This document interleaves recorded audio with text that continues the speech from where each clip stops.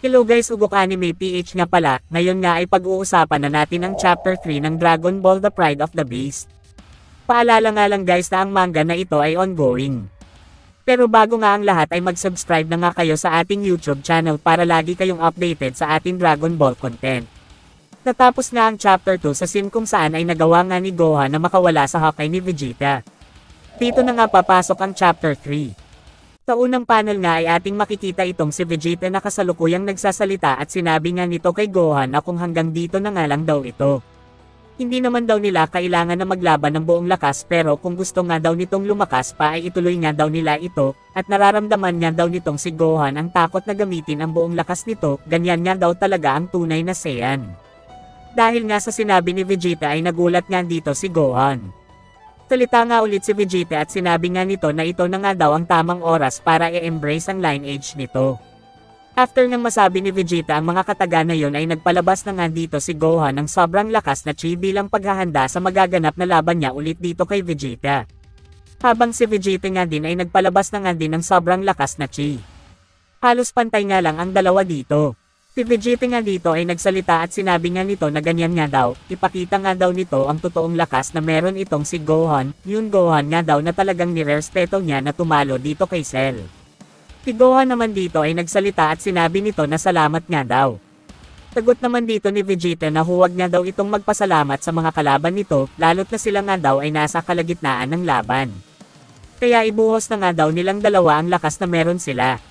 At wala pang ilang segundo ay mabilis nang sumugod ang dalawa sa isa't isa. Sobrang lakas na pagsuntok na ang ginawa ng dalawa dito. Pero after nga ng atake na yon ay parang may nabasag nga na something dito na talagang kinagulat nga dito ni Gohan. Si Goku nga dito ay nagsalita at sinabi nito na mabuti nga daw na tumigil na ang dalawa na ito. Si Gohan nga dito ay nagtataka at sinabi nito na anong lugar nga daw ito. Katulad nga ito ng isang dimension. Salita naman dito si Vegeta at sinabi nito na mabuti naman, wala nang dahilan para magpigil ka sa laban. At sa point na ito ay nagsimula na nga ang laban dito ng dalawa at sobrang bibilis na pag-atake nga ang ginagawa dito ng isa't isa. Dito nga ay tinamaan ni Vegeta si Gohan sa mukha pero agad naman nakabawi dito si Gohan ng isang malakas na suntok na rektang tumama sa sikmuran dito ni Vegeta. At sa moment na ito ay nagpapalitan na lang ang dalawa ng malalakas na pag-atake at nagiging patas nga lang ang laban na nagaganap. Pero sa moment na ito ay tinamaan nga ni Vegeta si Gohan ng isang malakas na sipa dahilan kaya nga ito ay tumalsik. Ngunit si Gohan nga dito ay naghanda na ng isang malakas na atake sa pamamagitan ng pagpapalabas ng sobrang lakas na chi sa kabilang kamay nito. At makikita nga natin dito ang nag-umapa na chi ni Gohan. Salita naman dito si Vegeta at sinabi nito na tapusin na nga daw nila ang laban sa pamamagitan ng isang malakas na pag-atake. Dagdag pang sabi nito na hindi nga daw niya kailangan na maliitin itong si Gohan, alam nga daw niya na malakas din talaga ang bagong teknik nito.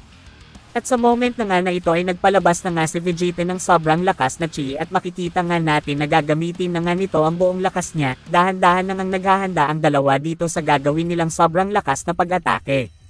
At sa mga oras na ito ay sobrang bilis na pag-release nga ang ginawa dito ng dalawa, sobrang lakas na chi na nga ang pinapalabas ng dalawa dito sa atake na kanilang ni-release. Ang bawat isa nga sa kanila ay walang balak na magpatalo sa mga oras na ito. Kaya nga binuhos na ng dalawa ang lakas na meron sila.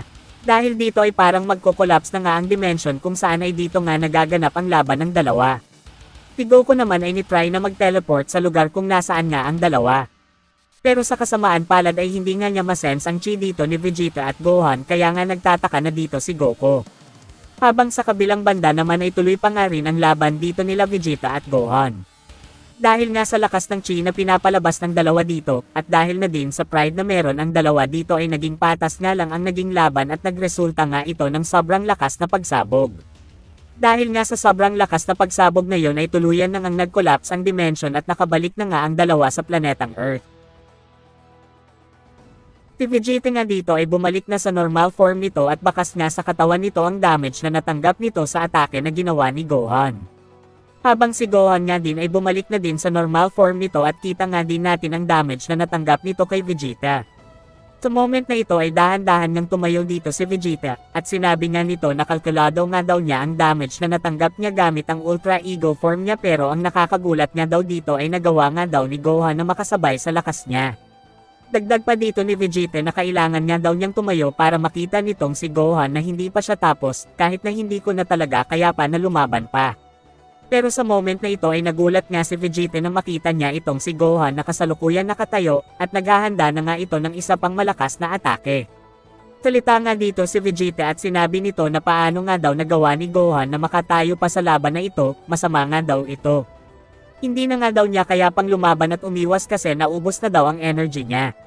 Dito nga ay sumigaw na nga itong si Vegeta at sinabi nito na sige, umatake ka na ng buong lakas mo. Si Gohan naman dito ay hindi nagdalawang isip na i-release ang atake niya dito kay Vegeta. Sa moment na ito ay ni-release na nga ni Gohan ang atake niya at rekta nga itong tatama kay Vegeta. Si Vegeta naman dito ay matapang natatanggapin ang atake ni Gohan. Pero wala pang ilang segundo ay pinigilan nga ni Goku ang atake dito ni Gohan at kasalukuyan nga nitong gamit ang Super Saiyan 3 nito. Dahil sa aksyon na ginawa ni Goku ay nagulat nga dito si Vegeta, bakas nga ang galit ni Vegeta sa ginawa nitong si Goku, at sinabi nito na ano nga daw ang ginagawa nito. Sagot nga dito ni Goku na medyo nagiging delikado na nga daw ang laban, at parang balak nyo nang tapusin ang buhay ng bawat isa sa inyo. At dahil din sa laban nyo na yan ay malalagay na nga din sa danger ang planetang Earth dahil sayo. Sa moment na ito ay bumalik na nga si Goku sa normal form nito at tinanong nga nito si Vegeta kung okay nga lang daw ba ito. At dito na nga natapos ang chapter 3 ng Dragon Ball The Pride of the Beast. Sa December pa nga ang next chapter nito. Baka sa next upload natin ay ituloy na natin ang Dragon Ball Super manga para nga makasabay tayo sa latest chapter nito. Pero bago ko nga tapusin ang video natin ay pwede bang paki-like ng ating video? Salamat!